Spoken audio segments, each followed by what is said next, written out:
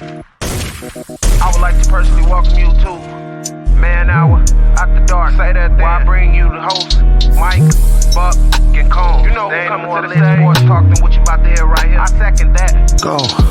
You know that it's us when we talking about sports. Giving you facts on the field to the core. Tune in, we need the support. 1 hour too short, still listen some more. On all your stations, not dropping no music. Stripes like Adidas, but Nike just do it. Down 4 in the 4th, we go for the win. Michael 2 seconds, we taking it in. Buck, Mike, and Combs, you know what's going on.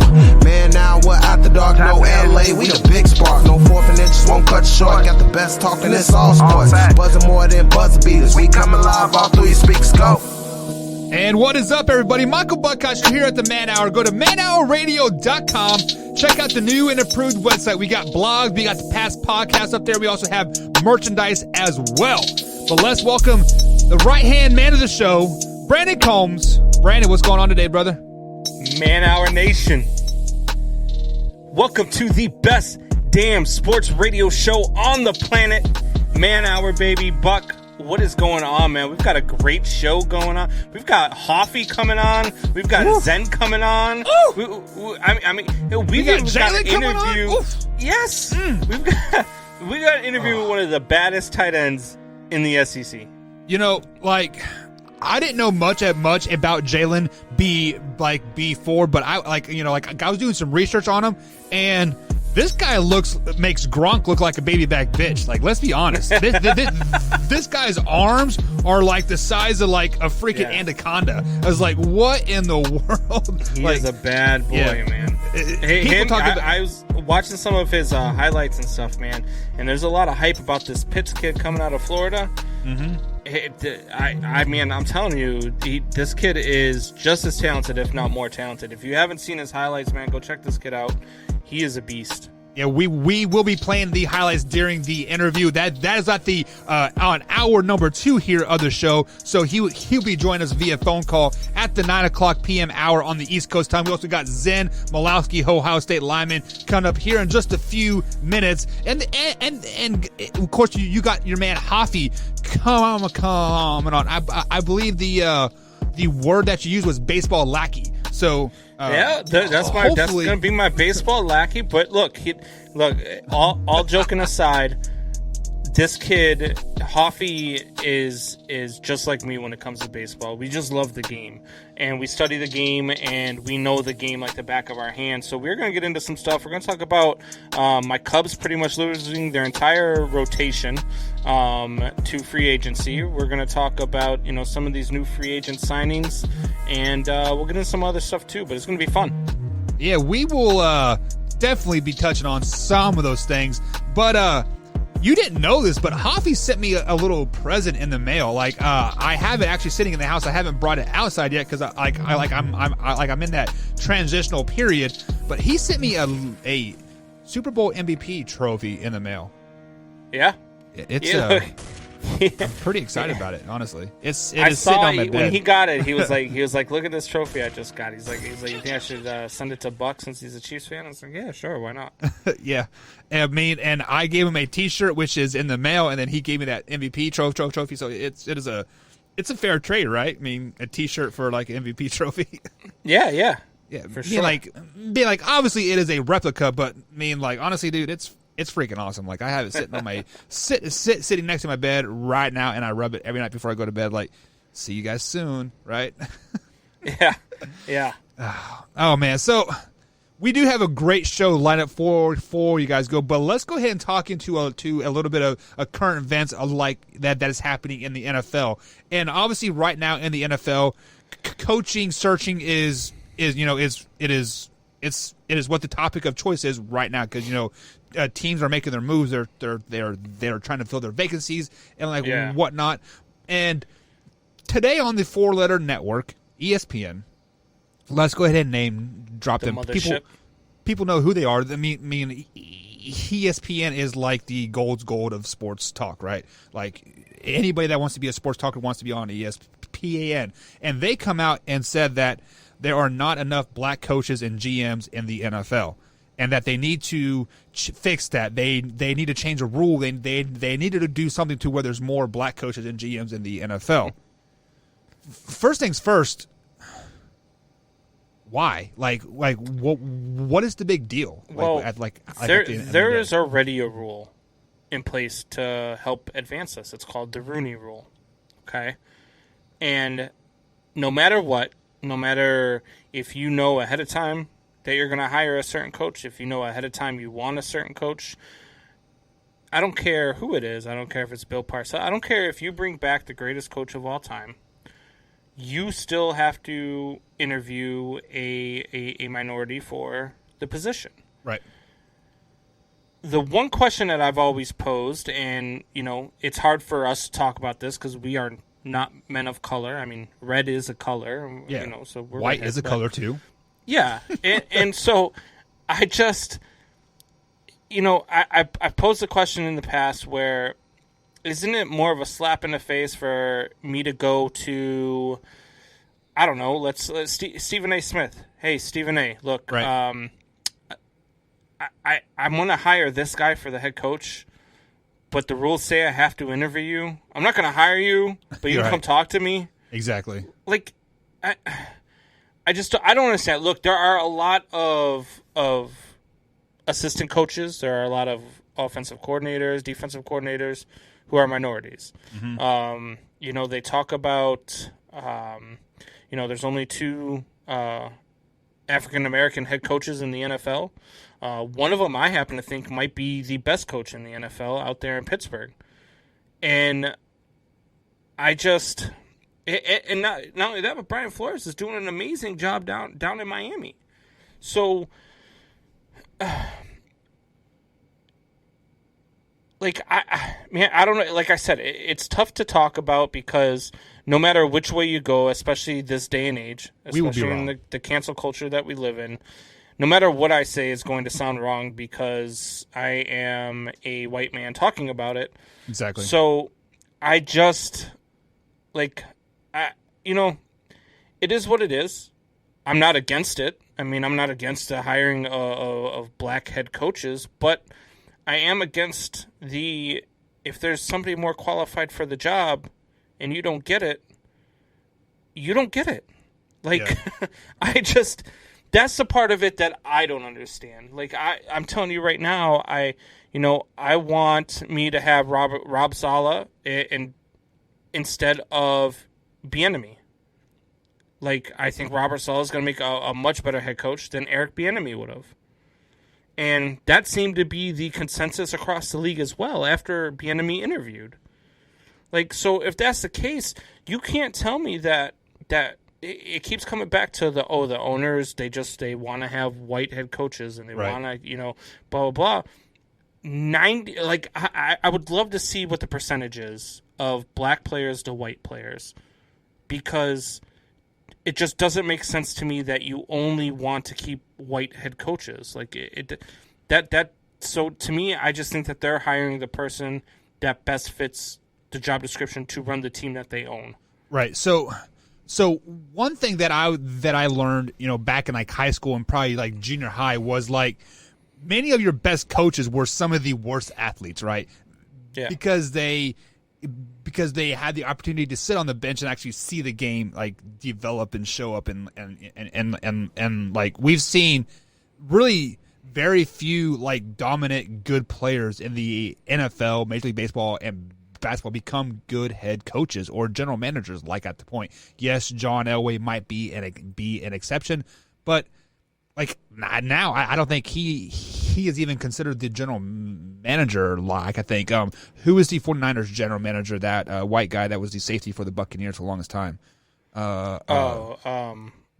played for the Broncos as well. But yeah, so I mean he could be he could be an exception too. But I even remember what number he was. He was number 47. I just can't remember his name. I can't remember his name right now either. It is funny, you can put somebody he did this, and this. What is his name? John Lynch. Yeah, there you go, John Lynch. He was a hell. He was probably the most grittiest safety. I should have just looked in the comments. Seen. Right there you go. What's up, Tori? But my biggest thing is what is the big deal about race? At the end of the day, I want to go out on a limb and say that I think the Rooney Rule is kind of what is dividing like our culture. Like, you know, it like we see a little bit of crack, and then you throw a rule like this and saying that you have to interview this guy, like even like he cannot be qualified at all, but you have to interview. It's just it puts a sour taste in my mouth.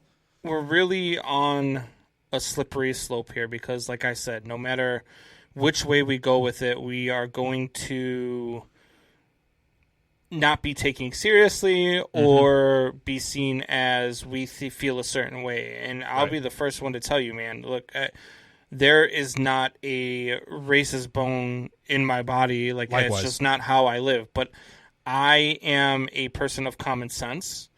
And to me, common sense would tell you that if I'm not qualified for a job, and somebody came to me and said, hey, look, you're not qualified for this job. I'm not going to hire you, but I have to interview somebody. I have to interview a redhead for the job. So can you just come talk to me? I'm going to be like, dude, go screw yourself. Why are you going to waste my time? Exactly. You know, and I don't know. Like, I don't. Tori Anderson, no Bears fan has common sense. But no, I just, like, I don't know. I don't. If that is a thing, let's say it is a thing. Let's play devil's advocate here. Let's say the owners are all racist owners who only want white men running the organization. Okay.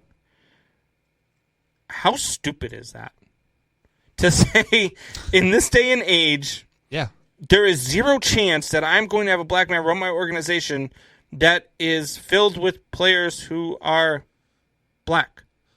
I'm going to tell you that would be a dumb thing to think. You know what I mean? Like, I just can't fathom that these owners who are smart enough, who are millionaires, billionaires, whatever the hell they are, to sit there and think to themselves, a black man could not, you know, get to these guys and coach them the way that a white man can. That would just be stupid. Yeah, and if there are owners who think like that, coaches. I mean, like I said, Mike Tomlin comes to mind. Mike Tomlin over in Pittsburgh. You have Flores down in Miami, who, I mean, look at what he's doing with that organization. I don't know what ethnicity Robert Saleh is, but the last name would lead me to believe that he might be part Middle Eastern or something. Right. So that technically is a minority hire too, isn't it? Who is the football coach hire? He is Puerto Rican, isn't he, or something? Yeah, I believe so. I'm not quite sure, but I think that when you look at the coaches, and to be honest with you, I didn't know how many black coaches there were or weren't in the NFL. So that goes to show never crosses my mind. Yeah, how important it is to me on whether, you know, the skin color of a person. I want the guy, look, as a Bears fan, I don't care if you're white, black, Hispanic. I don't care what you are. Please just come lead my team and win. Like, that's all I care about. How about this? I want more fat guys in the NFL. Andy Reid is by far one of the best coaches out there, and he is a fat son of a gun. I posted today. We finally got our own. We finally got our own mannequins, buddy. Yeah, like I was excited to see fat mannequins out there sporting men's clothing in stores. So I am all about the dad bod. All right, you are, because you are a definition of man bod / chode.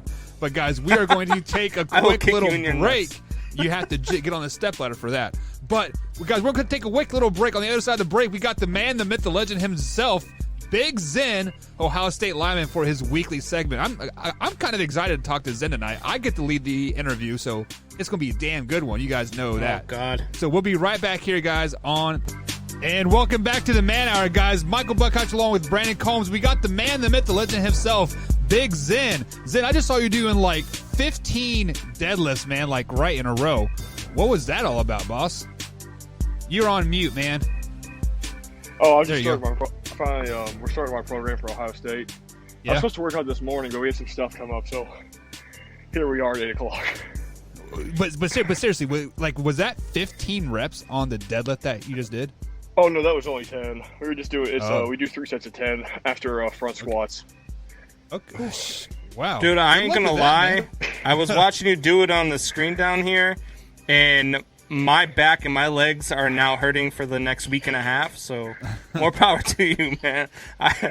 Yeah, that was some great form, Zen. So, Zen, thank you for joining us here. As always, man. Like I always like talking to you, and like I like seeing you grow week to week to week. And like you can see the maturity in yourself just growing, just knowing like, hey, I'm a college student now, right? Like how does that sound coming out of your mouth? Like, hey, I am a college student. Like, and you just turned 18.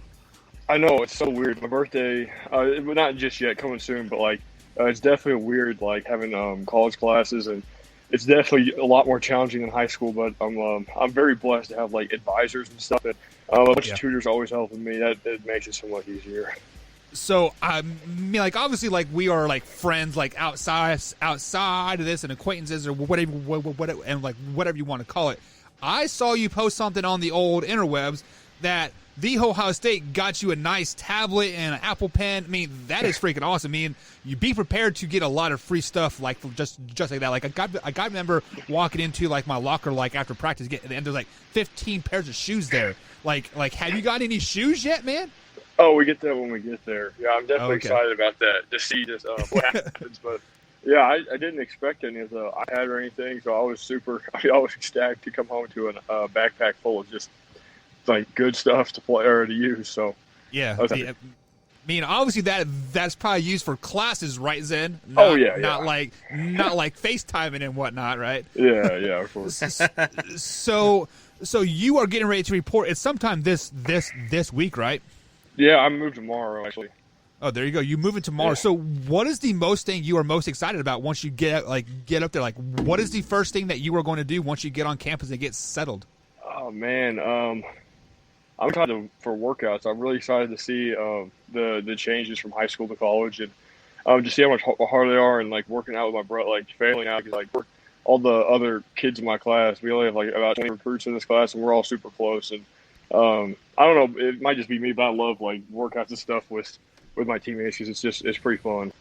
Yeah, there's something about just like a hot, steamy gym that stinks with like raw like weights with like 100 other dudes. Like it just gets the testosterone growing, and you want to outwork everybody there. So when does spring practice start? I think sometime in March. When we get there, we have to quarantine for a week, I think, and then we start like conditioning and stuff in February 1st. So I'm pretty sure spring practice in March. I might be wrong, but I don't know. Yeah, I believe when I went there, like my first winter semester, we started conditioning late February, and I think we only had like six weeks of practice, like between March and April, and like and the end of April was our spring game. Have they told you like? Are you guys going to have a spring game and stuff like that? Like me, like obviously with the whole COVID thing happening and whatnot. Like, are you guys planning that? Not 100% sure just yet. We kind of have to see what happens, I guess, with COVID because it's still kind of sporadic, and it might like spike again in the winter or in like a couple of months. But I hope not. I hope we have a spring game. That'd be so much fun. So, me being a former college athlete myself, like there were certain places that I loved to go. Like I loved going to Lawrence, Kansas, because I knew when I was in the purple and silver, we were going to go into Lawrence and whoop that ass. Oh yeah. Which stadium are you most excited to go see, man? I want to go pay a visit to Colasun in Michigan. There you go. That'd be pretty fun. But yeah, it should be fun. So Coach Smith, our quarterback coach over here at Floyd, he went to like Indiana, and he said the best place that he ever went to was Penn State. They were white. Everybody in the stands wore white, and there's like 150,000 people in there going nuts. Are you a little bit nervous about that at all, Zen? I mean, we have our own stadium full of 100 and over 100,000 people, so I'm excited. I'm definitely excited for that. So Zen, when do you actually go to Ohio? Are you already there? No, we move tomorrow. You move tomorrow? All right. So have you gotten a chance to speak with like any of your new teammates or anything like that? Yeah, I actually got to. One of them reached out, Wyatt Davis. He was our right guard this year, and he's going to the NFL. And he was an All-American, and he reached out to me on Twitter, and we got on the phone and talked for a little bit, and kind of just he was just giving me some words of advice and stuff, and just coming into freshman year from a guy that's about to go play in the NFL. So that was really cool to get insight from that. Awesome. What was the best advice that he gave you?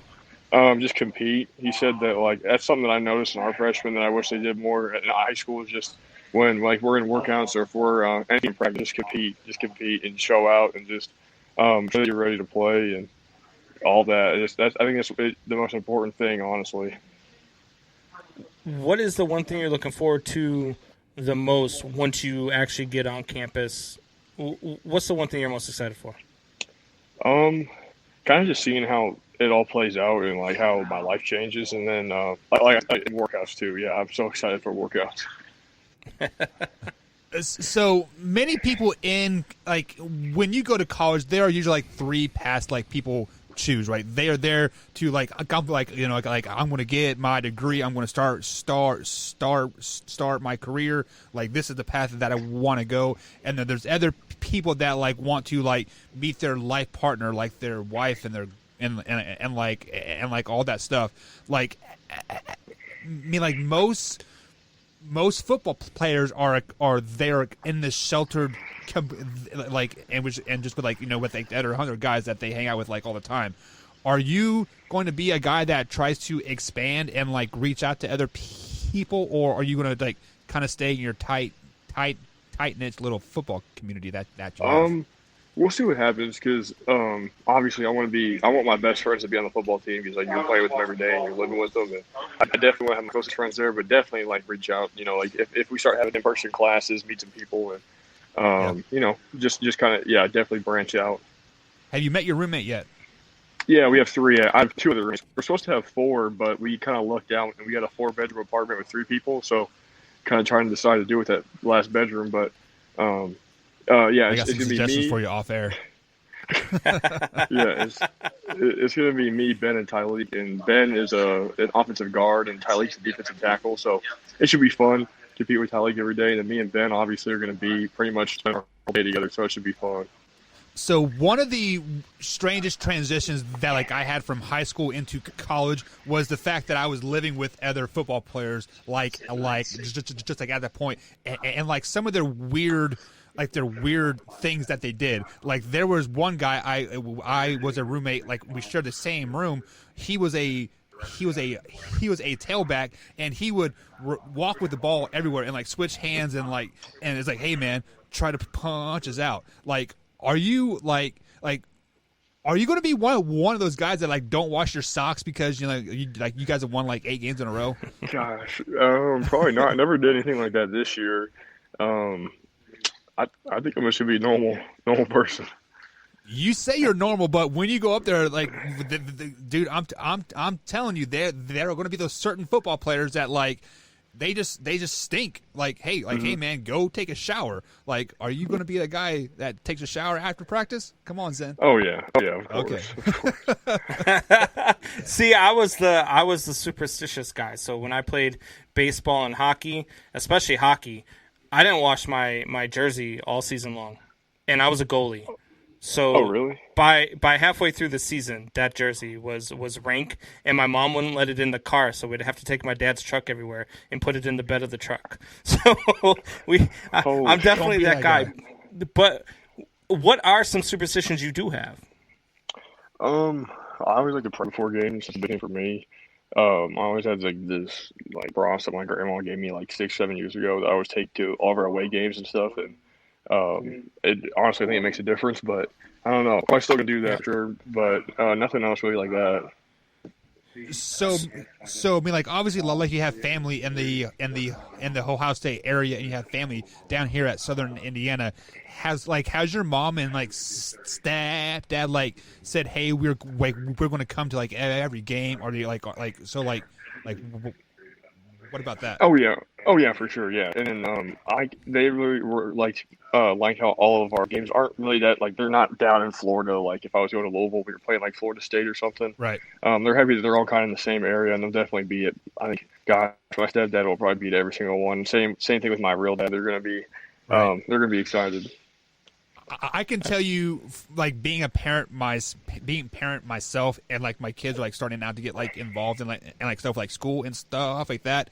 Dude, you need to take this like with like like this is a blessing that your parents can come to like every game and like be there and enjoy it, like embrace it and enjoy it 100%, and just like just a simple hey, thanks for coming goes a long way. And moms always love hugs in front of everybody. So just keep that in mind. So go ahead. Oh, so we've got a listener who always listens and chimes in on shows. His name's Tori Anderson. He's from Wisconsin. He's a Green Bay Packer fan. I don't hold that against him too much. But he has a question for you. He says, this is a homer in me coming out. Are you looking forward to coming to Camp Randall and experiencing the greatest football tradition with the jump around? Sure, yeah, that sounds like fun. Basically, Zen doesn't care. Zen doesn't care about Wisconsin. Ohio State's going to come into Wisconsin and whoop that Badger ass, right? Yes, sir, of course. No doubt about it. So I've got another question. So one of the things that you see a lot, especially after national championships are won, you see this a lot with Alabama players and blah blah blah, is the engagement, the proposal after a national championship. It's like once a year you see it now. How do you feel about proposals after a national champion? You think it's played out, or is that something that you think is actually a pretty cool idea? Don't do it. I think it's actually pretty cool because it takes so much to get there. I mean, not something I would do, but I think that like one of my buddies would do it and profit him. But like if you're making it to a national championship and you win the national championship, I mean, it's just crazy.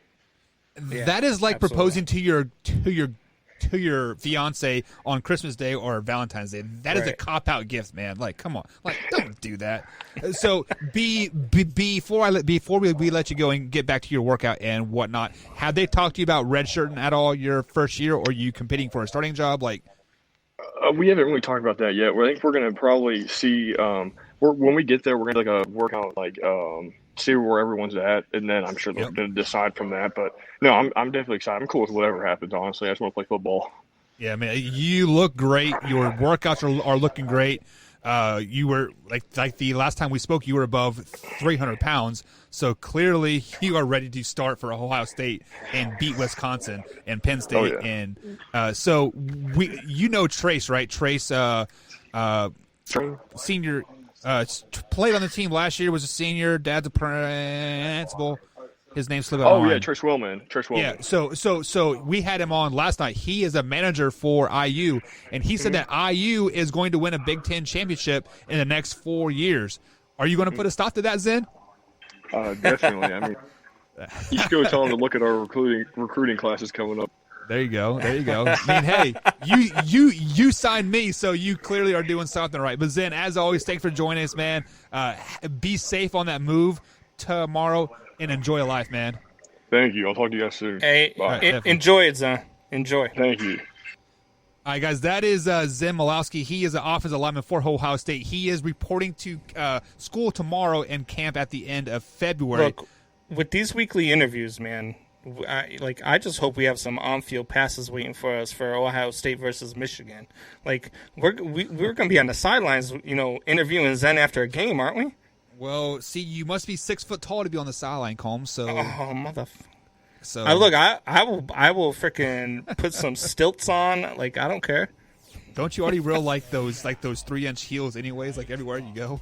Man, why are you giving away my secrets? I mean, I'm sorry, man. But guys, we'll be right back here on the Man Hour. On the other side of the Man Hour, we're going to welcome baseball lackey himself, Hoffy, and we're going to talk a little bit of baseball. So, guys, we'll be right back here on the Man Hour.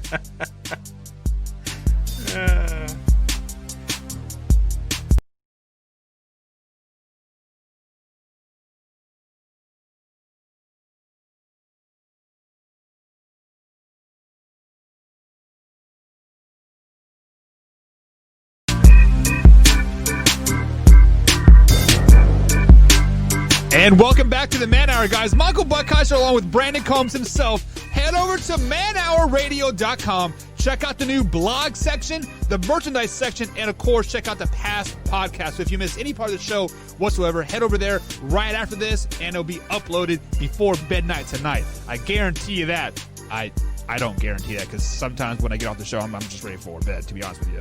But Combs, we had a great interview with Zen. We have another great interview coming up here at the top of the hour, at the 9 o'clock hour East Coast time. But we have to welcome 5'7" himself, the baseball lackey, the ginger, Hoffy. What's up, man? What's up, man, Howard? Thanks for having me in. And I'm no baseball guru, but I'll give you one thing you can take to the bank, Buck. Your Royals are going nowhere this year. Oh, they aren't going to Yes, get first place coming in in the hot. playoffs? Man. First place and last, but hey, my Red Sox are probably right there next to you, so it's all good. Wow. Hoffy, what's going on, buddy? What's up, Colin? How you doing, boss? I was going to be nice to you and give softball questions and side on you. Oh, you were coming in hot. Don't lie. Man, like all of a sudden, I feel this anger boiling inside of me. It's going to like just like Ginger punch you Nation. in We got to stick together. Right. I mean, is it weird that we have 3 gingers in one location? Hey, I best show on the actually market think this now. is the most gingers that are allowed in one location right now. Yeah, I feel like we are breaking some state laws like at this point. But We're in 3 different time zones. there you go. Wow, that's a great point. So you are here to talk some Major League Baseball, and that's exactly what we are going to do. Some big news happened late last night. It was like 1 or 2 o'clock in the morning when the alert came across my phone. But George Springer signed with the Blue Jays. Yeah. Hoppy, I'm going to put this up on a pedestal for you right now. Is it time to put the Blue Jays in this World Series talk with the signing of George Springer? Oof. I don't know about World Series talk, but me being from New England and being from New Hampshire, that's where the Fisher Cats play, which is the farm system for the Blue Jays. So I've gotten a firsthand look at Vladdy Jr., Biggio, Bichette. So I'm excited about their offensive power, but I think they need 2 more, bullpen guys.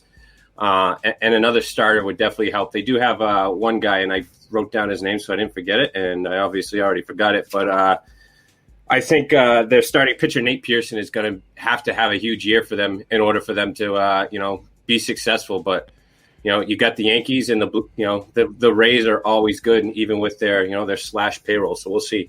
That whole division from top to bottom seems like you could talk anybody going to the World Series like at a division like at that point. Combs, what are your thoughts on the George Springer signing? I think it's a nice sign for the Toronto Blue Jays. I think it kept them away from the New York Yankees. And I also think that I agree with Hoffy. I think they still need 1 or 2 more pitchers. They need some back end of the rotation help. They need some bullpen help. I mean, if you're going to go get Springer, why not go out and get some of these top name free agent pitchers that are out there like a Trevor Bauer? Why not Tanaka? He's out there. He knows the East. Masahiro Tanaka would be another great pickup for them. Them adding Kirby They don't have Yates. any money. They spent $160 million on George Springer. Yeah, but I mean, let's be real. It's the Blue Jays. Most of their money right now is tied up in rookie contracts, and them rookie contracts are pennies. So, the Blue Jays definitely have the means to go ahead and do it. I didn't think they were going to. I thought this was going to be a Mets move all day long. But then, obviously they ended up getting Francisco Lindor, and they got Carlos Carrasco, and so. And plus, they've got their own issues right now that they're dealing with. The Mets are metting as the Mets can only met right now. And they, I thought this would have been a good signing for them. I thought Trevor Bauer would have been a good signing for them. But I don't know. How. Do you think that the Blue Jays are the cream of the crop in the AL East now, just with George Springer? They'll hang offensively, but, again, the pitching's going to be the question mark. They got the closer Kirby Yates. He was 40 or 41 in close opportunity. So, I mean, you get him an opportunity to close the game, he's going to close it. But you also got to hang with the Yankees. The Rays are going to have a pitching staff. So are they going to minimize your offensive lineup? And that's where you go into it. But you think back 10 years ago, Buck, when they had Tulowitzki, Donaldson. So, I mean, every 15 years or so, they'll go out and spend and go. Yeah. Right. You had the late 80s, early 90s. They were good. So the Marlins of the American League. So speaking of moves, we are exactly 26 days until spring training is scheduled to start. And there are some big free agent names out there. Big names. Trevor Bauer that Combs just dropped that is still out there. well, when are these guys going to start signing? Because, I mean, 26 days is less than a month away, and you don't even have a team yet. Like, who signs first and where? Combs? Well, I mean, first things first, though, they're all going to sign. I mean, these guys are going to start dropping. I mean, Spinger, I think, was a big one. Once Real Muto finally signs that contract with the Phillies, I don't know what he's waiting on, but that number that Phillies gave him, I don't think that he's going to get more than what they offered him. No. So I think he's got to sign there. Brantley just signed. First, we thought he signed with the Blue Jays as well, and then all of a sudden he went and 2 hours later we find out he actually didn't sign with the Blue Jays and he signed with the Astros instead. So that Josh was McDaniels. Yeah, like it was one of the. I think that they just. I think they just jumped on it too early. I think the reporting was a little, premature. And if you're not first, you're like you were last. So like even if you report fake news, like if you happen to be first at one time, I mean it's all better, right? Yeah. Mm-hmm.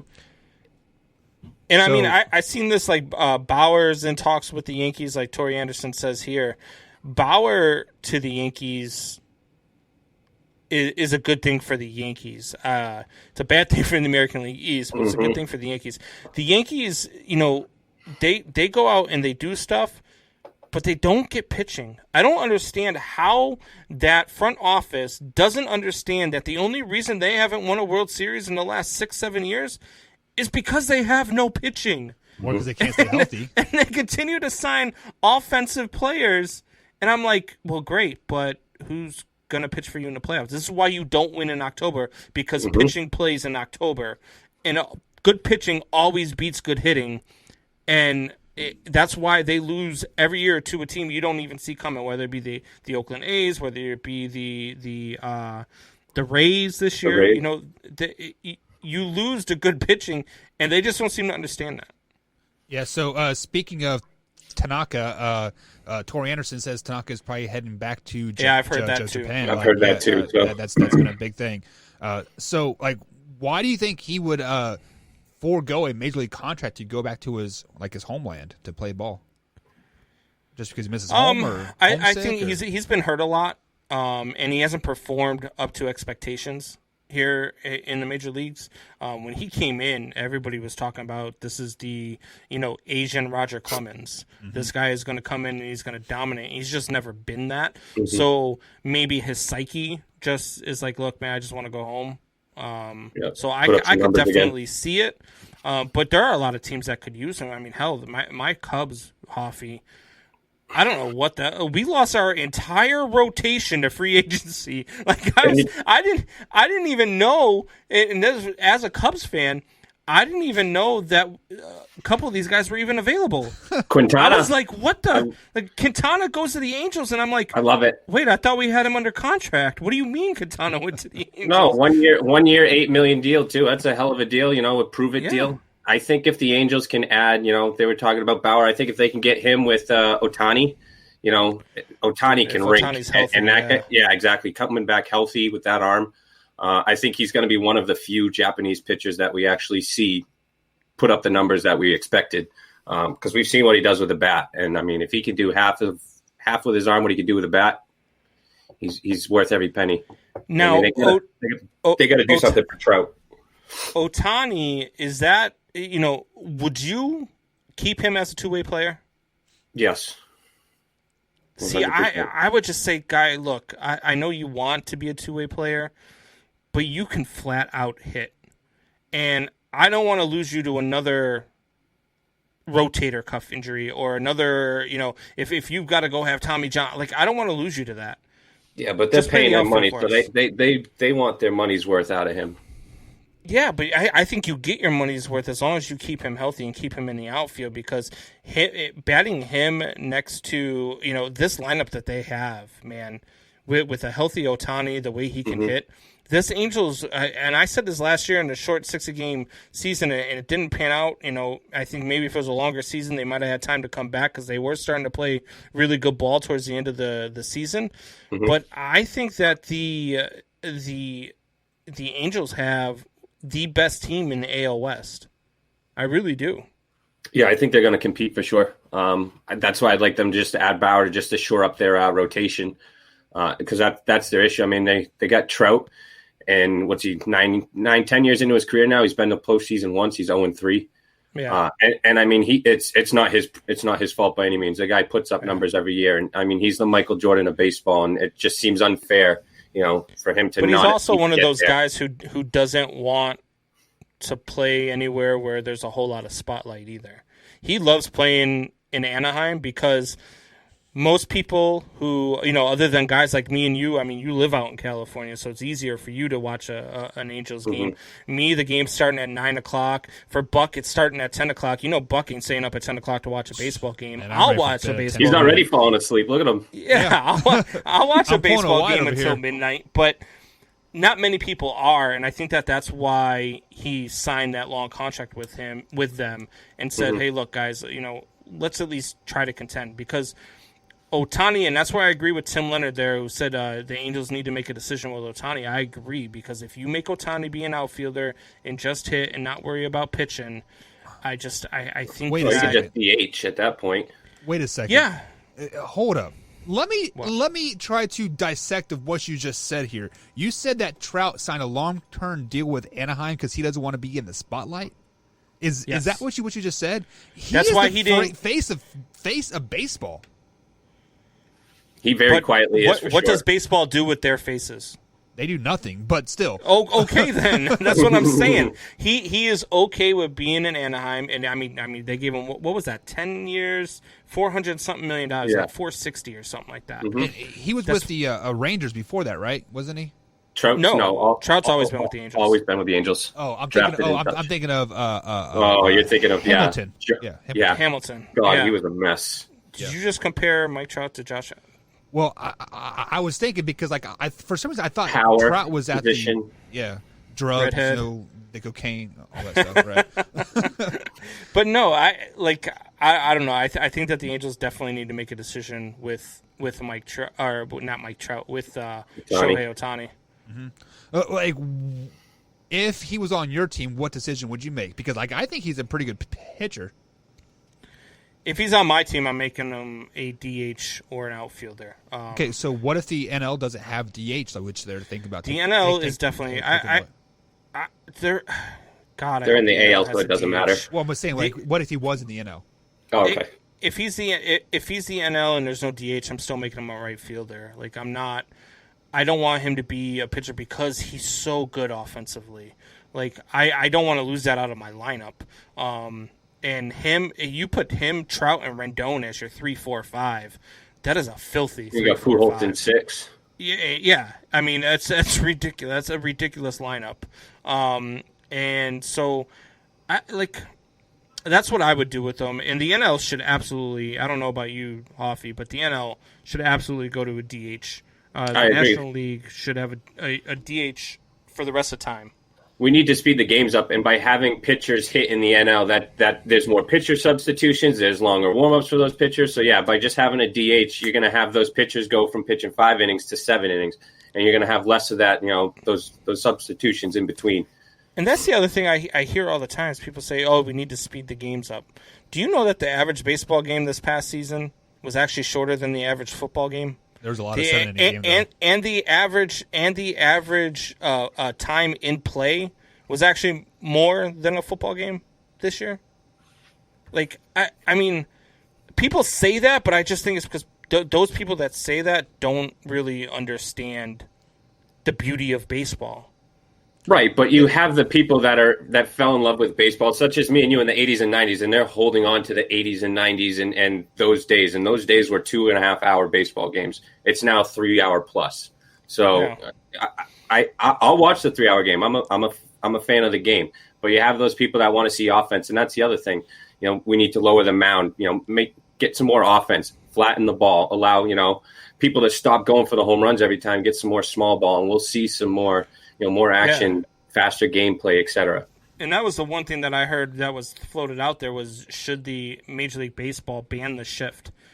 I'm telling you right now, my grandfather is rolling over in his grave at that question. because he would say, no, learn how to hit the other way. Mm-hmm. Stop trying to pull the ball. Stop trying to hit the long ball and hit the ball the other. Once you start beating the shift will outlaw itself. Mm-hmm. Because if you can beat the shift, they're not going to shift you. I don't get that whole, we need to outlaw the shift, or we need to do this, or we need to do that. It just doesn't make sense to me. If David Ortiz can lay down a bunt down the third base line. Yes. I've seen Rizzo do it. I've seen tons of guys that they pull the shift on, beat it with a bunt, and end up with a double. Yeah. Is it hard? Yes. Are you a professional athlete that should be able to do it for the millions of dollars you make? Yes. Yes. 100%. I couldn't have agreed more. But Tim Leonard brings up a comment here saying, back to Ohtani, the development of a pitcher is different from a position player. Distributing the player's training / prospect endangers the player careers and the franchise's investment. Do you guys agree with that a little bit?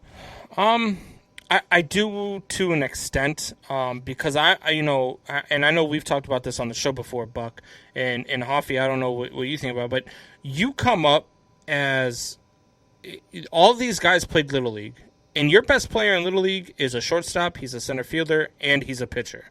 So you grow up playing all of these different positions, and most likely you're doing it in high school as well. Where you lose it is when you get to college, because that's when your true position really starts to take place. That's when they start to develop you at a position, and it's for two reasons. One, you can't hit, or two, you can't pitch.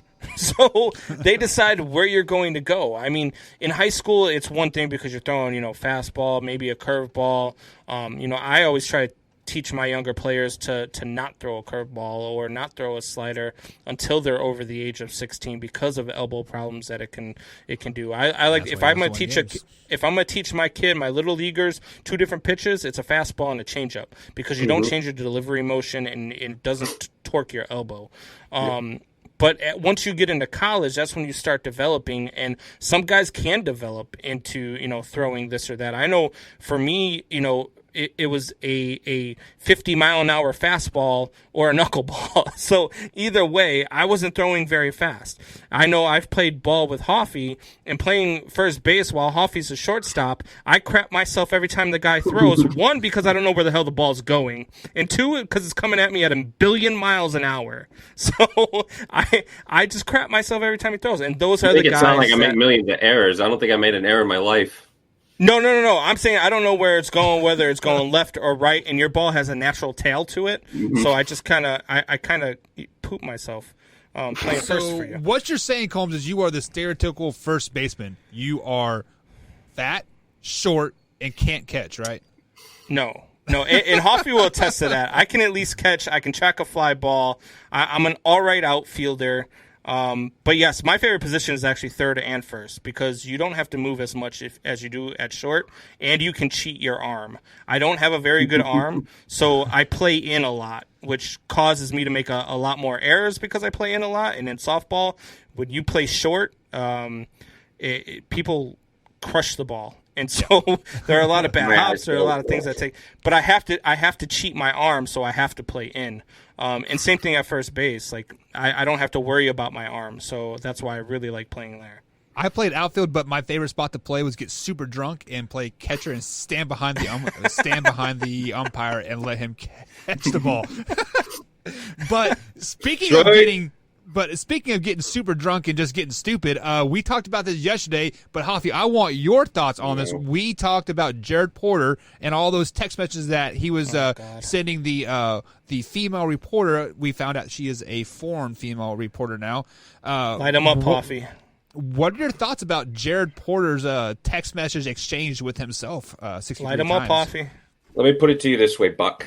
If I ask you to have me on your show and you don't answer me, I'm not sending you another 59 messages asking if I can come on your show. Why not? And then when you still don't answer me, I'm not going to send a beautiful picture of my face to you and say, come on, have me on.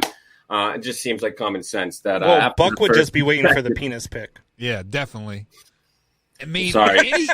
any times like you can just like flop it up like a little bit, make like a little mustache. A1, man. Oh my God. We are in so much trouble tonight with the conversations we're having. But no, so I'm with you, Hoffy. How many text messages has this guy got to send? He's talking to himself. Mm-hmm. And then the only times that she's talking to him to respond to him is to tell him to stop talking to me. Yeah. Like, at what point do you not say, hey, look, she's not interested. I work in Major League Baseball, and I'm making hundreds of thousands of dollars a year. I'm going to move on. Yeah, like, I don't understand. Yeah. I don't understand it. Yeah. Makes no sense. And then for him to, when it comes out, they ask him about, did you send pictures? No, I didn't. They show him the pictures. Oh, yeah, I sent those, but that's not me. Yeah. That's the hotel room that you were sending, though. No, yeah. And at that point, you're making hundreds of thousands of dollars a year. You could go on the internet and pay for it if you're that hard up. Like, I mean, seriously, offer a girl $1,000 for the night, and there are plenty of websites that will do that for you. There's plenty of guys that would do it for $5, right, Combs? Hey, $20 is $20, Buck. So Hoffy, let's put you on the spot here. Like I said, there's 26 days until spring training starts, and guys, I do see your comment, and we will address that here in like a minute. Who do you think is going to win the World Series this season? Yes, it's too early. I put you on the spot, but we got to get an answer.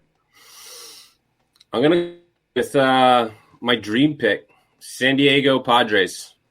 Padres. They were there last year. Their pitching was hurt in the playoffs, and that's what cost them. But they've added some players. They've got 4 top prospects that are in the top 100. They got the number 1 lefty, and sounds like he's going to be in the rotation this year. So I think if we have a full season, that's going to hurt Clayton Kershaw and the Dodgers because let's be honest, he can't go a whole season, and that helped him last year. They lost Hernandez, they lost Turner, and those were solid guys in their clubhouse. So I think the Padres are going to take the West this year, and I like them or the Braves. I think the winner of that NL can give the AL a run. Yeah, put you on the spot too. Before their decision to hire Tony La Russa, I would have absolutely 110% said the White Sox this year because I really believe in this team. I like the things that they're doing. I like the moves that they're making. Mm-hmm. But Tony La Russa just turned that was just a horrible hire, a horrible decision, and I don't think it's going to end up well for them. So I am actually going to go a different direction, and I'm going to surprise people, and it surprised them when I had them in my top 10. I'm going to say the New York Mets. New York Mets. Let's put Wyatt Williams on the spot. Speaking of bad mistakes. Uh-oh. Who is going to win the World Series, Wyatt? Win the World Series? Oh, man. That's baseball, Wyatt. I know baseball. I'm not Mike Buck. Come on now. You know this. You certainly don't know football. Look at all that crap behind you. Oh, yeah. Here's the Bears fan talking crap. That's hilarious. And you're going down this weekend, Wyatt. The answer, not give me an answer. Who wins the World Series? Wins the World Series? I'm going to take Padres. Hot take. You're going to go with Packers. Hot take, Padres. There we go, guys. All right, Hoffy, thanks for joining us, man. We'll have you on next Monday.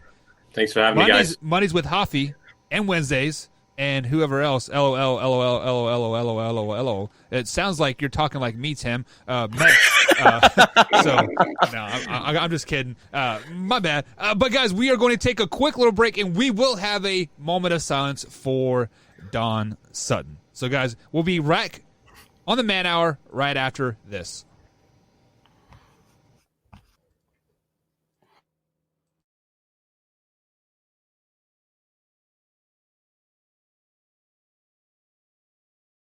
Welcome back to the Man Hour, guys. Michael Buckcox along with Brandon Combs and Wyatt Williams themselves. See, guys, I had the music going, so they didn't know that, right? I don't know. But nonetheless, guys, 90 seconds for what? So we are waiting for Jalen to answer the phone here. So, guys, let's go ahead and kill some time until he gets on the phone with us and we can have that interview along with him. Wyatt, you did a call last night, Jeffersonville versus Oldham North, if I do believe. There are some Division I athletes on that court, I'm assuming. Give us some athletes to look out for coming out of that high school. As for we'll start with North Oldham. I was really impressed with Roberts, the point guard they had, as well as Carr Cole. Really good shooting guys. They could both shoot the lights out, especially Carr Cole. Many of the guys that you see that succeed with shooting in the southern Indiana parts have some height to him, and he is a 5'10"-ish guy, so I really applaud how well he can shoot the ball and is able to get it up. He is super quick.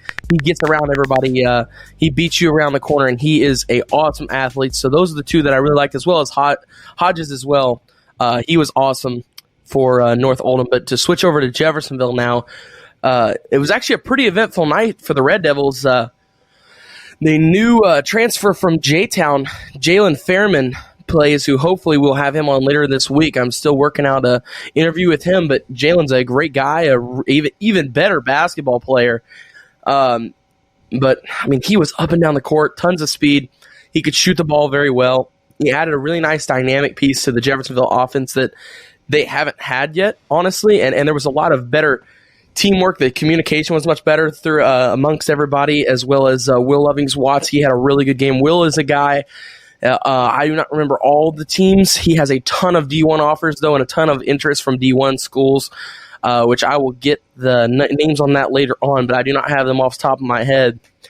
As well as, Brandon Razor Moore. He's another guy from a J-Town transfer. He is a great basketball player. He's got some D1 looks about him as well. And Kobe Studemeyer, he's a great player. There's a lot of awesome talent in that game last night, and Jeffersonville comes out on top, I believe, by 25 in a really good matchup for them. And Jeffersonville has struggled this year so far in a year where they should be winning a lot of games.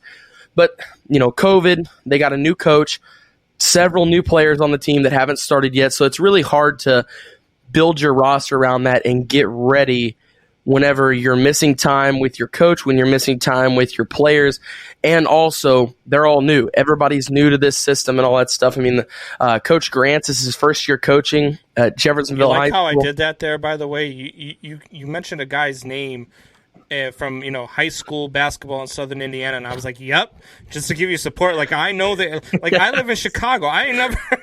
But hey, I'm here for you, buddy. Yep, for sure. Appreciate it, Combs. Hey, no, yeah, it was a good game. Absolutely, it was a lot of fun to call. Who won? Jeff did. Jeff came out on top by, I believe, it was just under 30. They had like a 35-point lead at one point, but then for the last 4 minutes of the game, Jeff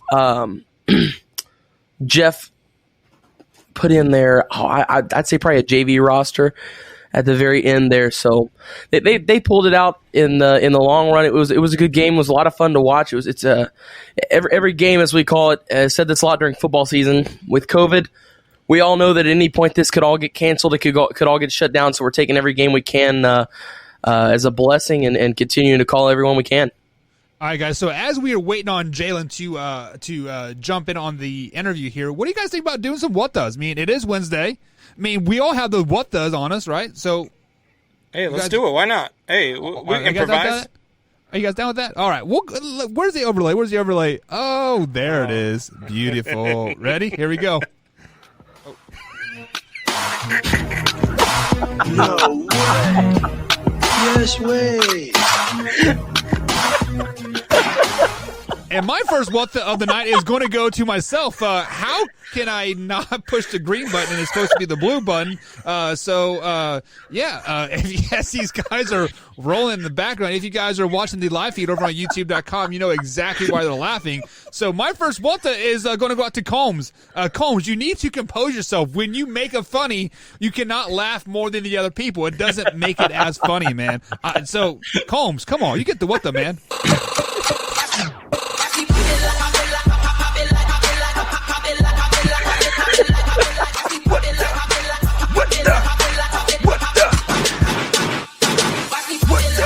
Look, when we have a group text, you can't accidentally send a picture to the wrong group text because it's going to end up on an overlay in a what the. If only we could share the other photo that I did with that. But we can't and we won't. We cannot. But at any rate, look, my next what the goes out to Buck. Buck, how are you going to leave yourself on mute when you try to come back from a break, man? Exactly. Buck, you get the what the.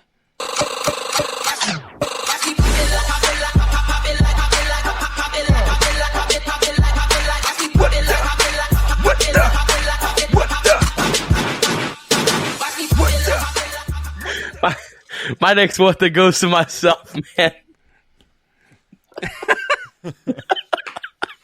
If you look at that overlay, you'll know exactly what I'm talking about. I'm just.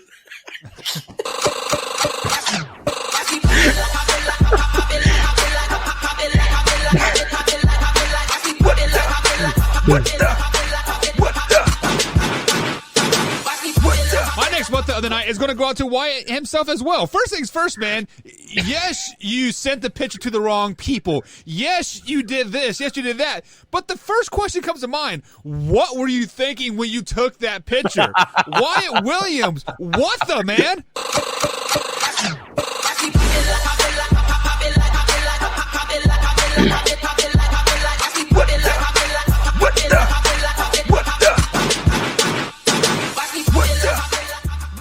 All right, let's reel it back in here a little bit.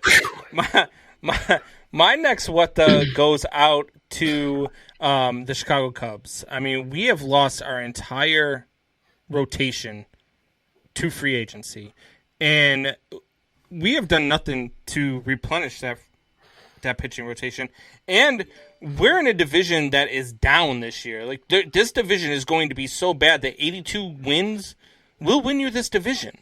So I don't understand what the hell we are doing here with the Chicago Cubs. I get that we're in a restart, and I get that fans need to calm down, as I've talked to a couple other Cubs fans in the area. We need to calm down. We need to let them do their thing. They've spent money. They've done their thing, and they haven't drafted well, so that's bit us in the butt a little bit too. But your entire rotation, with the exception of one, come on, Cubs. What the...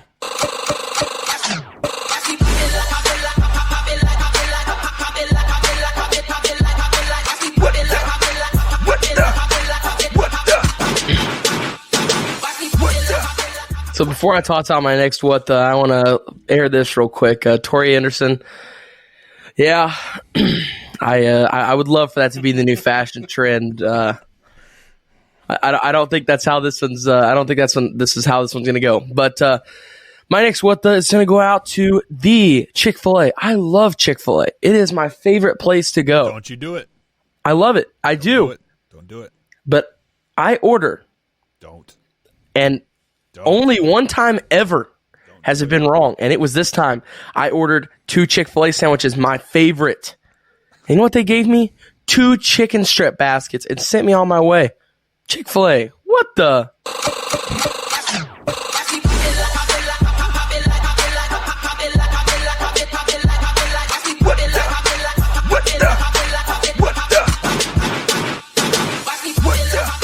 My next what the is going to go out to the Kansas City Royals. We are signing all these pitchings to round up our pitching staff. We signed Wade Davis. We signed basically our whole closing staff from 2014. However, it's 6 years later.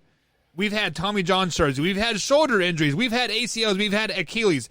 Kansas City Royals, what are you guys trying to do? Are you trying to relive the glory days? You guys should have signed those guys back in 2015 when we needed them again. But 21, come on, Kansas City Royals, what the?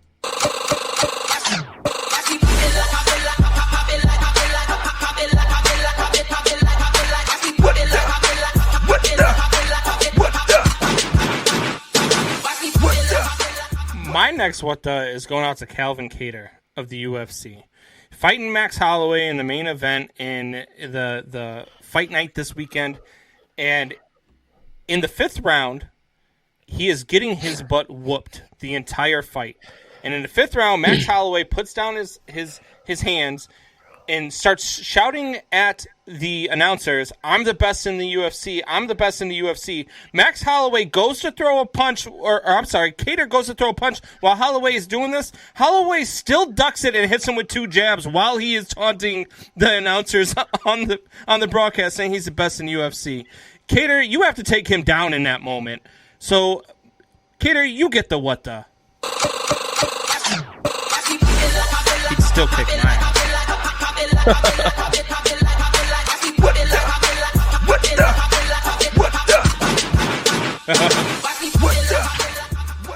They do know Jesus. Okay, that you're not incorrect. All right, but my next what the is going to go to Amazon. Okay, so I order this charger for my phone.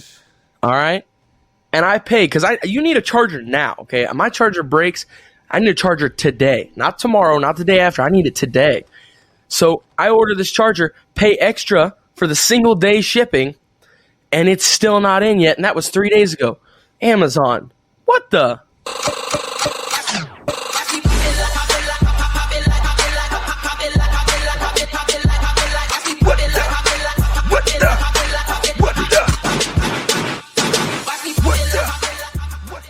What does going to go out to Wyatt Williams again? Wyatt, you have come to us with 3 what does, and one of them you were dogging the best chicken place in all of America. Yes, hey, it is. I agree. Best chicken place. Come on, they mess up one time, and you're going to throw them under the bus. Come on, people make mistakes. They're human. Yes, they do know Jesus, but they're still human. Number 2, you dog Amazon. Do you realize right now Amazon can blow up your phone because they heard the word Amazon and sucks, and they're going like, poof, there goes your phone. You don't need a damn charger anymore.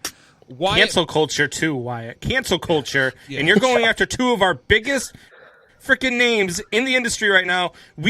I'm telling right now, we are going to be on the next meme. It's going to say Man Hour did not hang itself. Yeah. And you are going to, I guarantee you, when you open up Facebook after the show, you're going to see a Chick-fil-A ad, and you're going to see an Amazon ad, and I don't want to see that because I love Chick-fil-A. Damn it, Wyatt. Great, now I'm freaking hungry. Wyatt, what the?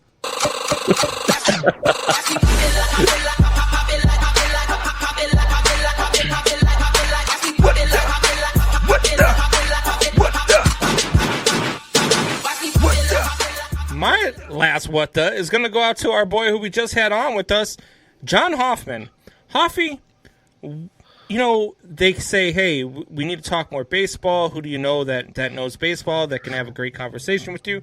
I said, oh, Hoffy, easy. Let's get him some airtime. He's been itching to get on with the Man Hour. I said, I want to get him some airtime. We were planning on doing a show. We want to do a baseball show together. Nobody knows baseball better than my boy Hoffy. And what does he say to me after I give you a what the? He comes at me. Where did it go? There it is. Combs versus Cater, UFC. He's trying to get me killed and take my spot. Huffy, you get the what the.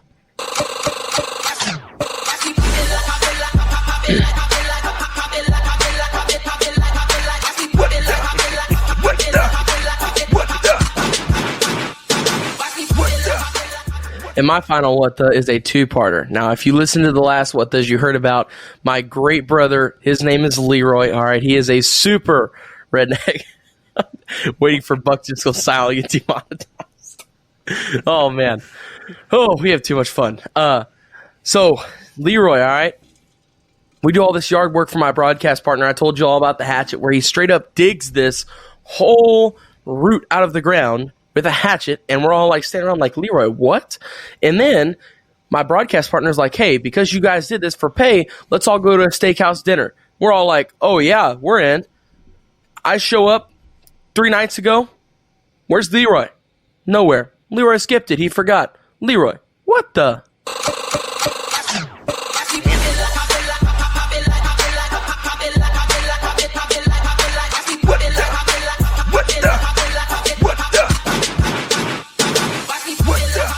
And my final what the of the night is going out to the people that build houses in the homeowner and the homeowners association that we're buying to buy this house from, right? So first things first is, guys, when you are buying a house, it is a haggling process. You're like, hey, I'll give you this much. No, I'll give you this much. It is a give and take, right? You are always trying to take more than what you give. So we go to this homeowner, the builder of the house, which he is a realtor and a contractor. He's a jack of all trades, master of none. And quite frankly, he pissed me the F off. So we offer him the asking price for the house and plus the closing cost. Then he wants us to take out like a second mortgage on our house to give him a $10,000 earnest thing. I gotta even know what the fucking earnest thing is. He wants us to buy a washer and dryer, a freaking microwave. Like he doesn't even put a microwave on it. This is a $300,000 house and you can't even buy a microwave? Come on, man. You get the what the. You piss me off. You piss me off. Oh, damn it.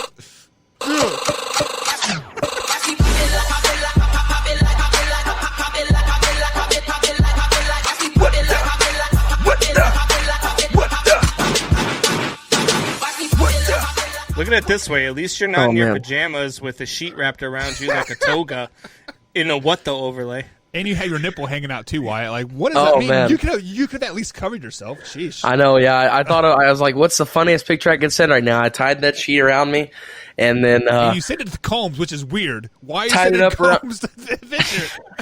He sent it to the group chat, first of all. I sent it to the group chat on accident. Nice try. I was trying to send it to my friend as just a joke, and then send it to the wrong group chat. And now here we are. The rest Corey is history. Rice says, Wyatt is my favorite human being on the planet Earth. I just realized why it's not 18 and his nipple is showing. Take that overlay off. Delete the show. We did not do this. Rude. No, Wyatt is 18. He is fine. He's fine. But hey, somebody in the chat, can you guys tell me what this earnest thing is? Like when you're buying a house or selling your house, what is this earnest thing? Combs, you bought several houses. Like, what is this thing? Corey Rice says, Wyatt is my favorite human on the planet. That's literally what I just said. Corey is the best. You guys are horrible. That's literally what the fuck I just said. So what? I hate you. We don't listen to you. What were you talking about? What's the earnest on a house? It doesn't matter anymore because we're going to take a break. We're at that time. It is time to talk some NFL football, and I don't care what the earnest thing is because that guy can S on my D or P on my D, whatever you want to call it. I'm so flushed right now, man. We'll be right back here, guys, on the Man Hour. It's time for some NFL talk. How can each some team? R. Kelly shit mixed in there. How can each team win their respective games? We'll be right back here, guys, on the Man Hour.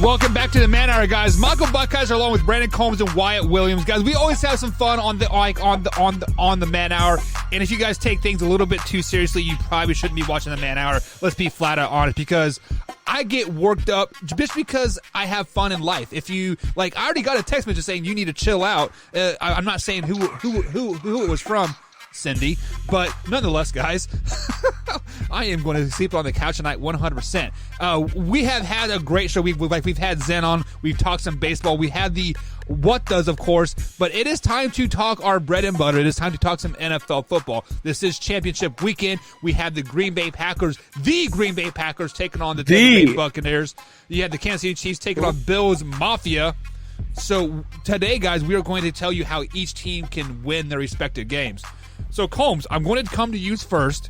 You are not a Packers fan, but how can the Green Bay Packers win this week versus the Tampa Bay Buccaneers? Spill it, Combs.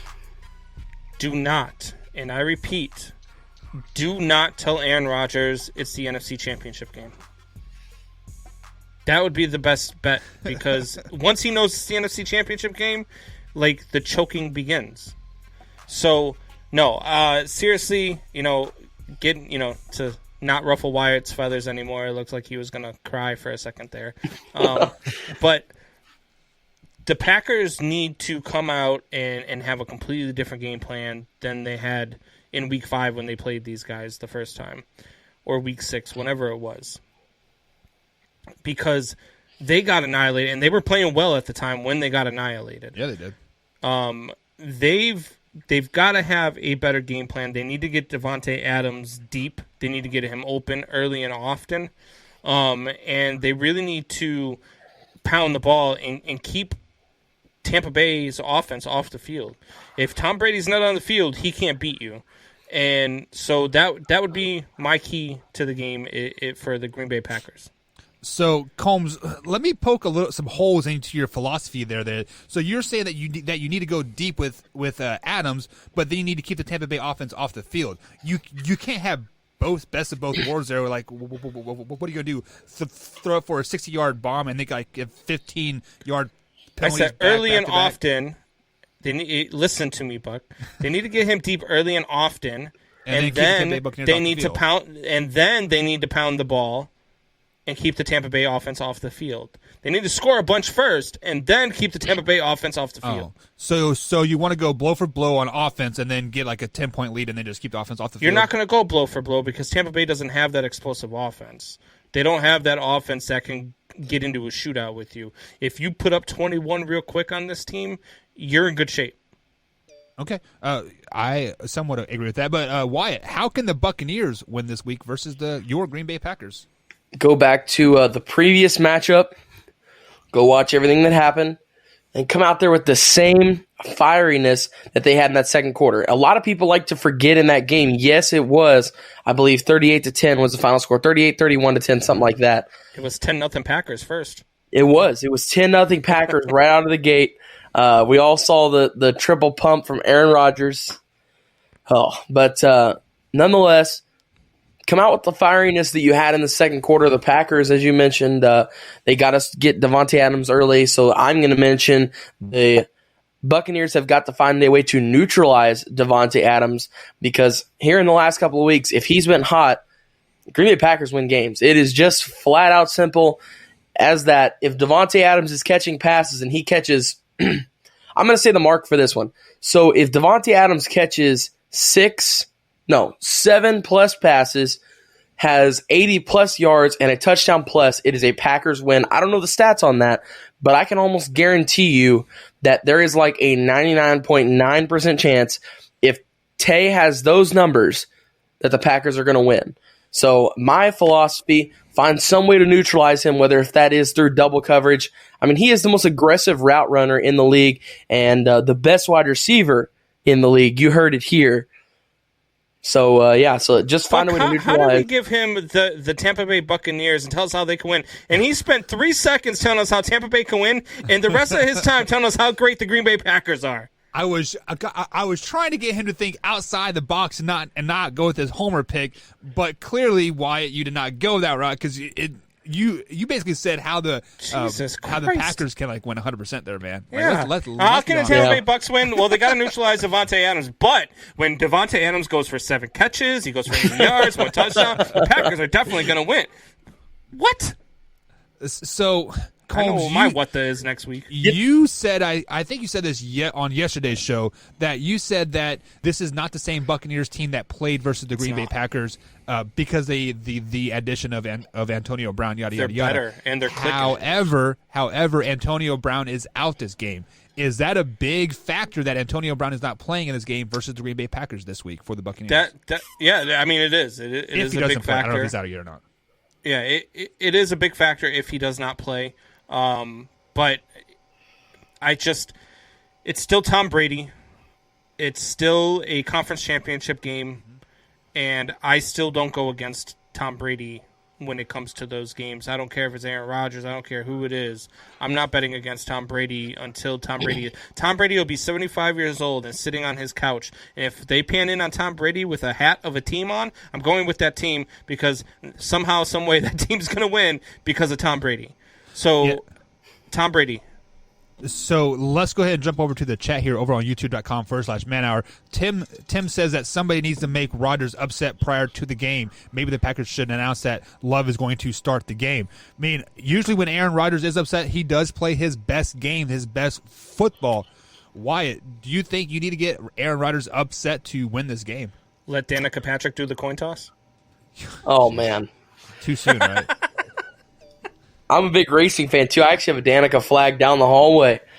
But, oh, man, no. I honestly, I don't know. I've been watching Aaron Rodgers Tuesdays a lot on the Pat McAfee show, and it seems like Aaron Rodgers this season, not just on the field, but off the field, he's in a completely different mindset. He talked about this last Tuesday a lot, was that he's a lot happier now. Like, not just on the field, not just where he's at, not just with the situation, but just in life. Like, he's taken a better outlook at life, slowed things down, and looked around a little more is what he said. And he said, and that has changed his outlook of everything. On the field, everything's been better. So, I don't know, like, I feel like that could work. But at the same time, I don't know if you need to tick him off anymore because he's been playing with a chip on his shoulder all year. That's exactly what we've seen. This is why we've seen Aaron Rodgers do what he did this year. And honestly, I think drafting Love was a better move for Aaron Rodgers than it was for the Green Bay Packers in their quarterback future. I don't even know if Love will be the guy. It'll all depend. As of right now, Aaron Rodgers looks like he's got 3 good years left in the tank, 4 good years left in the tank, something like that. I mean, he looks like prime 2011 Aaron Rodgers during that 15-1 season during the regular season. Let's hope we don't have the same ending to that one. Let's hope we have the same ending as the year before, which was a Super Bowl trophy, the Lombardi Trophy returned to Green Bay. Let's hope that's the thing. But I would say, yes, that could help maybe taking him off, but at the same time, I think we've already seen it, that this is him ticked off. This is him playing with that chip on his shoulder. Yeah, I said right here on the Mike and Mike Man Hour back in like June or July that Aaron Rodgers would be playing with a chip on his shoulder all year just to prove, like, hey, what are you guys doing? I have plenty of years left, and we've been seeing that all year. Combs, who do you think, who is the X factor in this game? I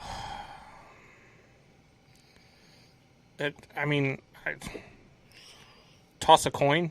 There are so many playmakers. And so many things need to happen. I can tell you right now, both teams. Yeah. Who's the X factor, Wyatt? X factor for the Packers is going to be Robert Tonyan, because I think that the Buccaneers are going to spend so much time prepping for Davante Adams that they're not going to neutralize him, but find some way to.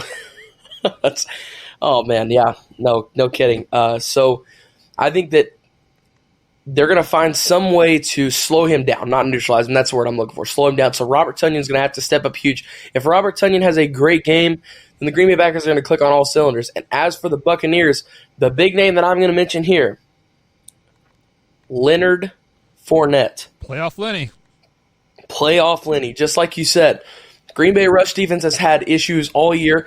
Yes, here in the last couple of weeks, they've kind of roped it back together. Ever since they played Derrick Henry, ironically, the Green Bay run defense has been not bottom 5 in the league run defense. So just bottom 10. And I think that's why I'm having such a hard time picking an X factor for this game, is because I want to say Tom Brady, but at the same time, either whether it's Fournette or it's Jones, both of those guys have to have really good games. And with AB being out, Mike Evans needs to step up. They need Godwin to not drop every pass thrown to him. So there are a lot of X factors in this game. But if I had to pick one, you made me pick one. I would say that it's going to come down to, for Tampa Bay, it's going to come down to the quarterback in Tom Brady, and for Green Bay, it's Aaron Rodgers. I mean, these guys ultimately are two of the greatest quarterbacks of all time, and each one of them is going to need to step up and if they want to get to another Super Bowl. Yeah, and you are absolutely right, Combs. The quarterbacks definitely do have to step up. So that's where I'm going to go with my X factors, is at the wide receiver spot. Not your big names, not Adams, not Evans, but I'm looking at the number 3 receivers and like number 4 receivers on both of these teams. Allen Lazard and Scotty Miller.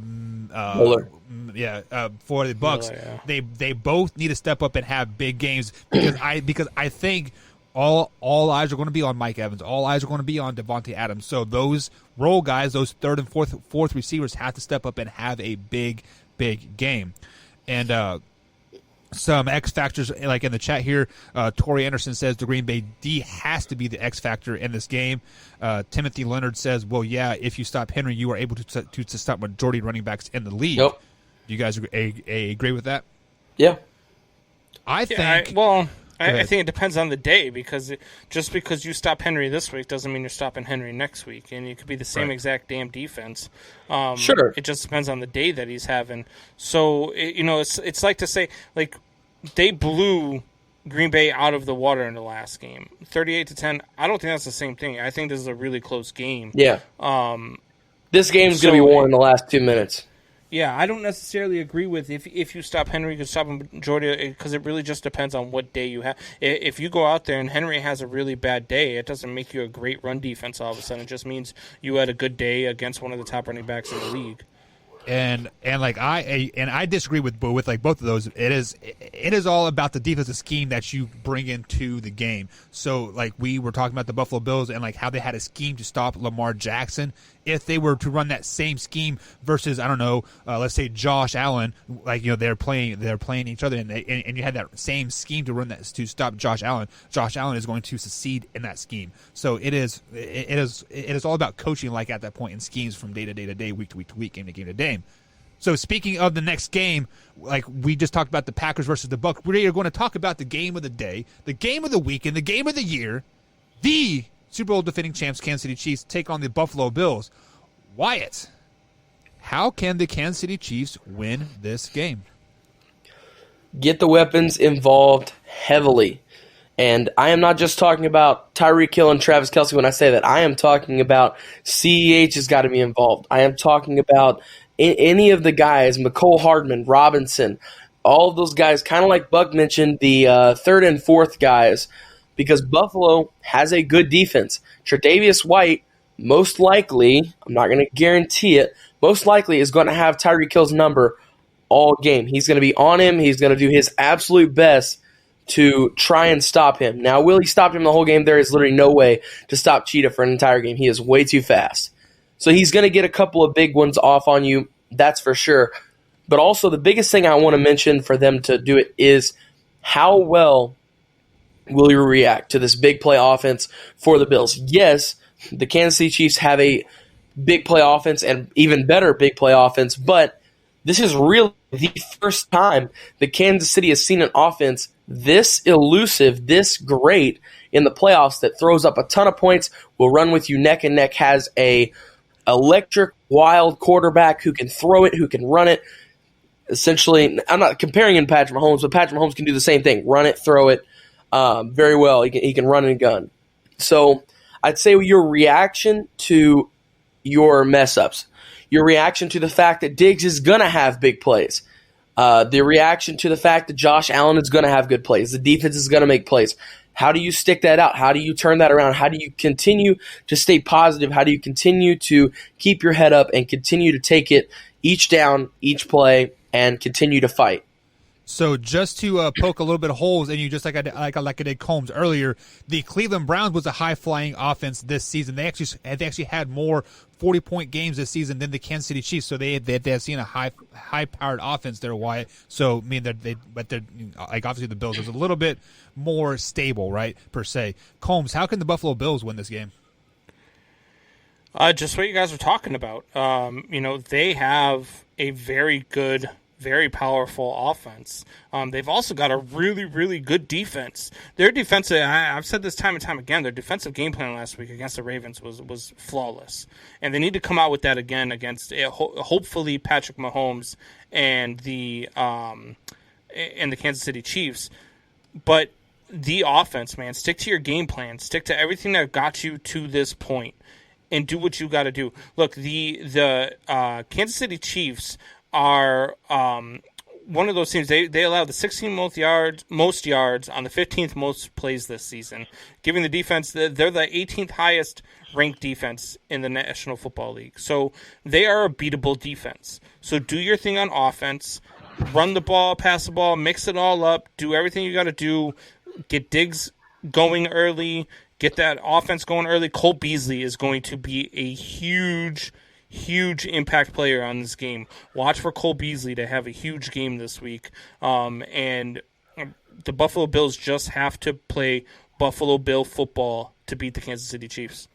Yeah, and Combs, just to add to your point there, Cole Beasley is having a career year. This is some of the best stats that he has had all in his whole, I think, 7-year career.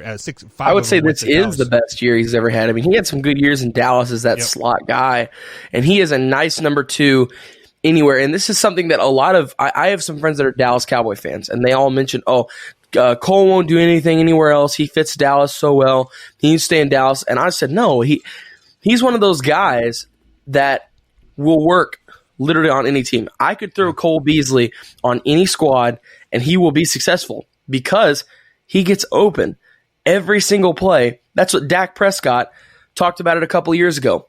every single time, this is his exact words, every single time that I look around and I can't find somebody, I look for Cole because Cole is always open. Cole is always sitting by himself. But a lot of people overlook Cole Beasley because he's not that big play guy. He's not the guy that you're going to stick on the edge and send on that streak route. And he's not that guy who's going to go up in the air and moss somebody for the ball. He's just that guy that gets you 8 yards every single time you throw in the ball. He's that guy who, when you are 6 yards out from the end zone, people are doubling Stephon to the right. Brown is covered to the left as well as the tight end. Singletary, he's a guy that'll slip right through the coverage on a little out route or some kind of maybe a in something, and he'll be sitting right there all by himself. You just float it to him and touchdown. So one of the biggest things that like you guys missed here in our conversation. Let me go ahead and bring up this chat from Jameson here as I hit the wrong one. He says Patrick Mahomes will play no matter what, even if he has a concussion, pinched nerve, or even turf toe. I hate that, man. I hate that. I mean, like Combs, Yep. You were obviously not okay with that. Why? We were. I think guys, we had this conversation on Monday or Tuesday. I can't remember Monday. But do the Kansas City Chiefs have a chance if Patrick Mahomes doesn't play? Combs? No. Completely different team. Look, no disrespect to Chad Henne. I mean, he came out and he did his thing, and he helped them win that game versus the Browns. I mean, that first down run was phenomenal. Good on him. He's not Patrick Mahomes. He can't do the things that Patrick Mahomes can do, and there is no way on God's green earth Chad Henne is getting into a shootout with Josh Allen. There's just no way. And so, no, they do not have a chance if Patty Mahomes doesn't play. But I've said this before, Jameson. I don't know if you've been here this week. I know you were here on Monday, but yes, they have no chance. But if there is any chance, a 1% chance that he could injure that neck even further, I don't want to see him in the game. I just don't, because you're risking a career of a guy who could potentially be the next greatest thing that we've ever seen. He could be. I said this on Monday. I think he already is the next greatest thing we've ever seen. He's Aaron Rodgers, Tom Brady, and Lamar Jackson wrapped up into one quarterback. What are your thoughts? Chiefs have a chance without Mahomes? I will go against the grid on this one. I will say yes, simply because of the whole film, no film thing. And Combs mentioned that you can't get in a shootout with Buffalo. He's 100% correct. Henne will not be able to keep up in a shootout with Buffalo. But do you know who will? Tyreek Hill. Do you know who will? Travis Kelce. Right. Do you know who will? Mecole Hardman. The defense. Yes, Henne will not be able to keep up with Josh Allen. 110% Combs is spot on with that. But they have so many weapons on offense that I refuse. I could go play quarterback for them. I refuse to count them out of any game. Any of us three could go up there and just get the ball in Hill's hands. Get the ball in Kelsey's hands. They are such playmakers to where it's almost to the point that just as long as you get it to them and you continue to get first downs and the defense makes a couple of big plays, sure, it's going to be, well, not sure, absolutely it's going to be hard without Patrick Mahomes, and it's going to be, the odds are going to be stacked against them, without a doubt. But, I will say but on this, the biggest thing is just as long as those big play guys can continue to make plays and the Kansas City Chiefs offensive line gives him time and protect him to get it to those big play guys, and the defense makes plays, and Harrison Butker and the special teams unit makes theirs plays, they are going to have a shot in this game no matter who's at quarterback. So I will go against the grid on that one. Yes, they would have a better shot with Patrick Mahomes, but also I will agree with Combs. I wouldn't want to risk it if there is any chance of a further injury, but also at the same time, this is a business. This is a win-now league, as Buck always says. So I don't think we're going to see that. I don't think there's any chance of Henne really playing this game, unless if it is something so severe that he legitimately cannot play. Right. And so Torrey Anderson here, you don't invest $500 million on a guy exactly. If Mahomes has a chance to cause a premenstrual injury. That is a really bad autocorrect, because premenstrual is Not the type of injury I'm planning on here. Yeah. Timothy Leonard says Henny does not need to be Mahomes. Henny needs to rely on his experience and play patterns with his receiving core. Absolutely. Tori Yeesh, P. Mensto is a bad autocorrect. All right, so I have let you guys speak. I mean, obviously, I am a Kansas City Chiefs fan. Let's hear the Chiefs fan. Knock it out. You guys understand that the Kansas City Chiefs and the Buffalo Bills played, I believe it was Week 7, in this year. The Kansas City Chiefs went to Buffalo and they beat Buffalo. 26-17 was the final score. With that being said, in that game, the Kansas City Chiefs rushed the ball for 46 times in that game. How many times did they pass the ball that time? They passed for 20 times in that game. So they ran twice as more rushing plays than they did passing plays in that game versus Buffalo. They basically Tennessee tightened the Ravens in that playoff game last year by doing it to the Buffalo Bills. They kept that offense off of the field. Clyde Edwards-Helaire had 26 carries for 161 yards. That was like his coming out party.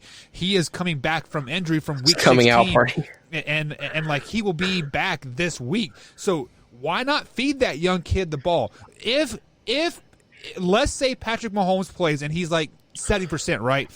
Feed the running back ball. You have Le'Veon Bell. Used to be arguably one of the best backs in the NFL. He still has it in him. He just needs some touches, right? You have Clyde Edwards-Helaire. Feed those guys the ball. Rush the ball. And you can do the same thing with Chad Henne, too. So the Kansas City Chiefs actually might be better off with Chad Henne in the game to beat the Buffalo Bills. Jameson wants to know what we think about Kansas City's kicker since he's been shaky. He is horrible at PATs, but he has not missed a field goal in like 12 weeks. So I was literally ready to go with that. Like that literally makes no sense to me. How you can miss the close-up shots, but whenever you back away, you can hit those. It's actually funny. I called the IHSA semi-state game this year. Cathedral played in it versus Castle. Buck knows who those two teams are. And the Cathedral kicker, he is like this national prospect, right? He missed 3 extra points, but hit like 350-yarders. I'm like, hold on now. Cody Parkey syndrome. Exactly. It was so confusing. How do you miss? And it's high school, too, so it's not like the NFL where it's backed up 10 yards. They're kicking it from the 2. How do you strengthen the kick? I actually think if you hit an upright, you should get more points than 3 points because I think that's harder than it is to kick it through the uprights. Like Cody Parkey, we should have won that playoff game against the Philadelphia Eagles by like 10 because that double doink should have been worth 12 points.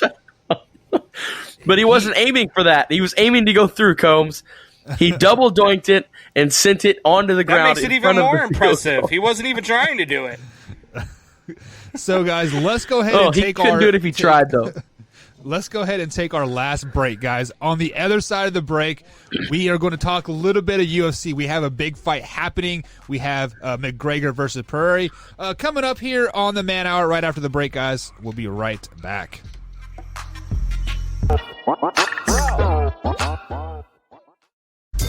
And welcome back to the Man Hour, guys. Michael Buckeyes along with Brandon Combs and Wyatt Williams. Wyatt, just so you know, I do screenshot everything, so I saw what you did on the back office there during the break. So there will be another overlay coming soon, guys. I just want to put that out there. So I'm totally kidding. No, I'm not. I see everything.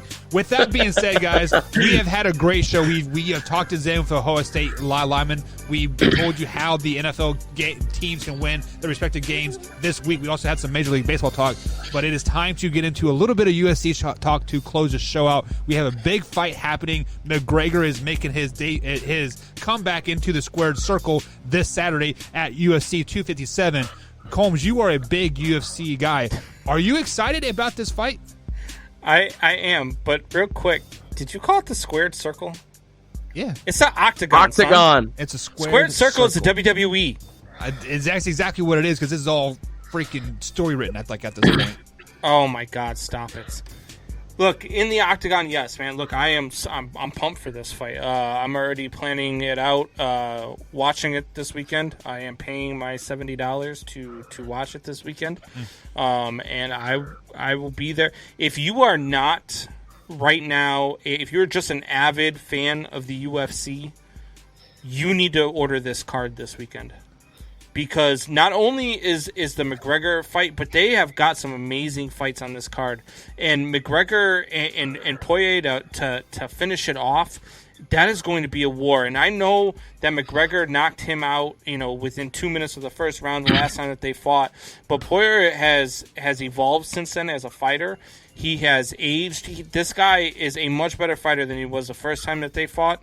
And this is going to be an amazing, amazing night for the UFC. So I can't wait to see all of these fights.